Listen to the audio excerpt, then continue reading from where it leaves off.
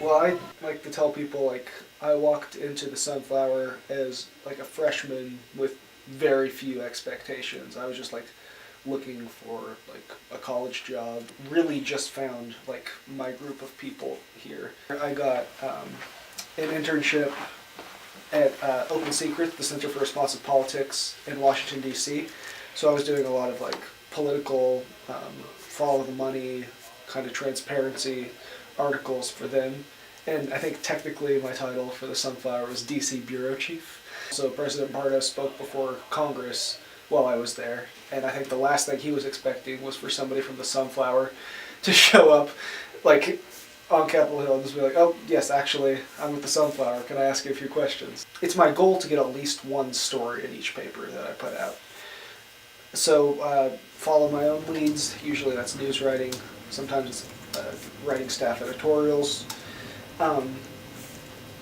But managing, working with my section editors throughout the week, what's going to be in the paper on Monday, what's going to be in the paper on Thursday, what do we have from a content perspective that we can get out daily, get stuff up on social media, keep that fresh. We have 4 sections, and that's not necessarily like consistent from paper to paper, but we have our news section, opinion section, culture, or like arts and culture, lifestyle, and then sports. And I have section editors for each of those sections who kind of help coordinate with reporters, make sure we have content for each of those sections, and help. They are the first set of eyes on stories. They edit those before they pass them on to me. In an ideal world, they're working with reporters. They're getting the first draft of a story. They're looking it over, kind of doing line editing, changing AP style stuff. They should be coordinating with the reporters. Hey, maybe you could move this around. This seems like the real lead. This is what's going to catch people's attention. Fact checking, making sure that everything that they're saying is accurate. And then ideally that's when they get a second draft from the reporter. Now it doesn't always work like that. Usually, sometimes they'll just edit it and they'll just send it along to me, because then I always look over everything before it gets published. I'm the news editor at the Sunflower. My responsibilities are assigning news stories, helping reporters out with planning their stories, and then eventually editing them when they get turned in, and making sure that they're ready for print and online. The hardest part about my job is probably finding enough stories that are interesting and also sort of match like the level that reporters can work at, while also making sure that the information is new and relevant and stuff that's interesting to the student body. The culture editor's job is mostly organizational, making sure that every issue we have enough stories in my section to fill the paper. I'm also supposed to make sure those stories are relevant and engaging with student culture, and that we're not just printing easy to run articles such as music or movie reviews, but we're also doing articles and covering events on campus that matter to students, that show students how they're acting and taking advantage of their environment. Is the I Love It series, is that just the end That's of the open year? for business. Right. Yeah. We want to publish some stuff over break, so. My name is Selena Favela, and I'm the photo editor at the Sunflower. So my job is to delegate all of my photographers, and so I give them different options for events and things to shoot, and I help them if they ever have questions. I train them. I edit for print, which means that I have to tone photos, because photos on newsprint are different in the way that the paper absorbs the ink differently. I found out I was hired a few days before I graduated, because I applied while still in high school. I was on the yearbook and newspaper staff in high school, and so that's how I found out about it. And I thought it was just going to be something part-time, and I was just going to go ahead and get my degree in graphic design, but then I ended up feeling like I could go somewhere with it through this job, and so I've been here for the last 2.5 years now. The job is literally just selling ads. So making sure that there's an ad or ads in every single issue, or selling ads for online as well. But most of my job entails selling ads. When I do have like my ad reps or something in, I have to manage them and train them. As I set up just a lot of stuff for the paper to make sure that it can monetarily kind of survive, especially after the budget cuts from these past few years. And so here's like a half page and like a quarter page again, and then another quarter page, but again, like, this is the largest like selling issue of the year. I would say we get thousands of dollars just out of this issue alone. My name is Evan Flugrat. I'm the sports editor at the Sunflower. I'm proud of the work that a lot of employees for the Sunflower have put together, just reaching a broad spectrum of people. We've interviewed everybody from Daryl Carrington, who was a plumber turned community liaison for the university, who had a really interesting story about his life, to local politicians, including Mike Pompeo, who is now our Secretary of State. But we've covered some really exciting things, some really pressing news events, including a vote of no confidence against the university president,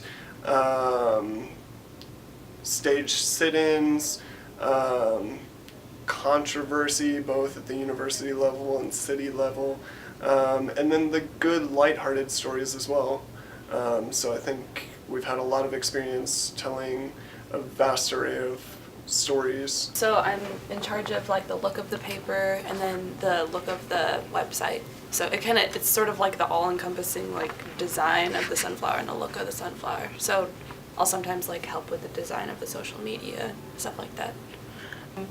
It gets pretty stressful when like we're waiting on content and stuff sometimes, and it's just stressful when like everything comes in at once and we have to like be pretty quick about designing and turning it around for the printers. I mean, nobody really wants to stay late, but sometimes on production we have to. And what we initially start with is a blank page, and then we'll get stories in from reporters or editors, and we'll start putting them on the pages. So it's sort of like a big puzzle that we have to like try to fit in different stories to different places. And if a story is too long, we'll try to jump it to like some of the other pages. If we find out something later on and I have to make a graphic for it and it's like production day or something and I have to make it cool, but then I also have to like, or me and the other designers have to like have a quick turnaround with it. But like when we know something way ahead of time, it's a lot easier because we have all this time to brainstorm and do different things. And sometimes it can't be helped if we find out something like late, like if it's breaking news or something we just found out. I am the digital managing editor, which means I put stuff on a website. Depending on the day, if stuff comes in late, I won't post it till the next day. But if we have stuff in early, I put it on the website. Get stuff scheduled on Facebook. Just help with the editing process. Like I think it is ideal to where like people are going to your website first as opposed to waiting for the newspaper to come out and then being like, oh, I'll go look at the website. Like I think the website should always be something that's, all hours of the day should be updated with new stories and content. Is there somewhere online that describes it in more detail anywhere, or like just the program as a whole? You can actually find it on the Student Advocate website. Okay. So it's got a description of who to find. In like a perfect world, I would take notes as I do an interview, but more often than not, I just get interested in what they have to say. So I'm just like, I'll have a notepad, or like if I'm at my computer, have it on hand. But usually I just record everything and then go through the painful process of listening back to like 20-30 minutes of audio.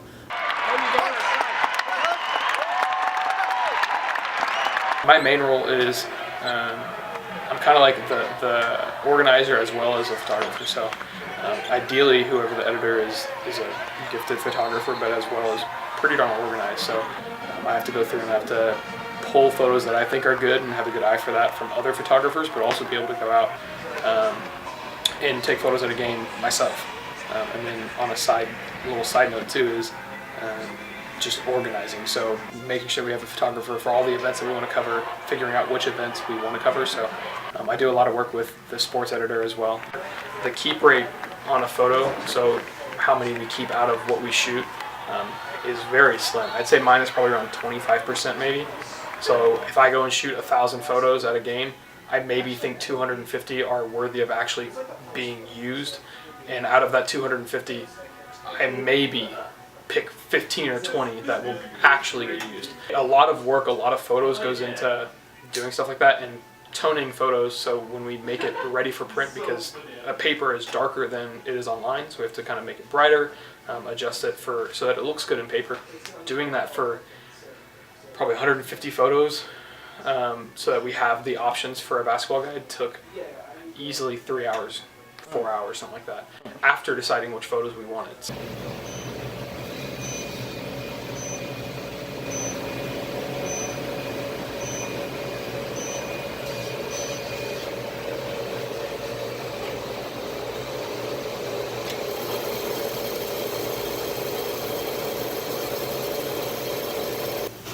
I think a lot of people are not accounting for the fact that you only have X amount of time and X amount of people to do X amount of work.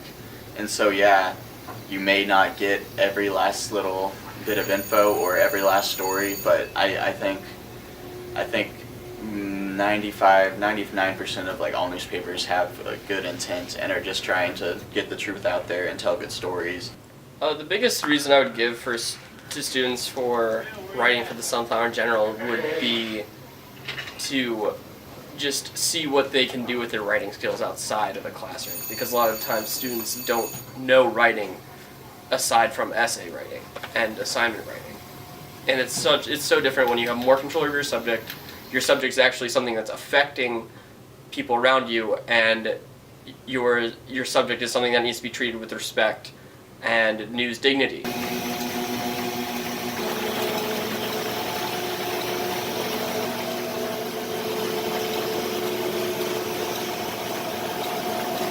I mean, we're a newspaper, so front page for our print product is always going to be news. It's always going to be what's happening, what is worth knowing. You're a Wichita State student, you're a member of the community. What do you need to know about, and what do we, as Wichita State's news source, have that you should know about? And it's also front and center on our website. Not everything goes to print. Most things go to print if it's fresh, if it's something that hasn't been online for too long. If it's something that we think people deserve to know, it'll usually go to print. Our deadline is 10, or it was 10. I think now it's midnight technically, and we're usually okay at that. Hutchinson, they work with us. They're great. They give us a little bit of leeway, but I'm trying to get it out by then. Then it's go to sleep exhausted, wake up and do it again. The amount of hands-on applied learning that I've got at the Sunflower is just astronomical. And the university loves to celebrate their applied learning in engineering and business and other disciplines.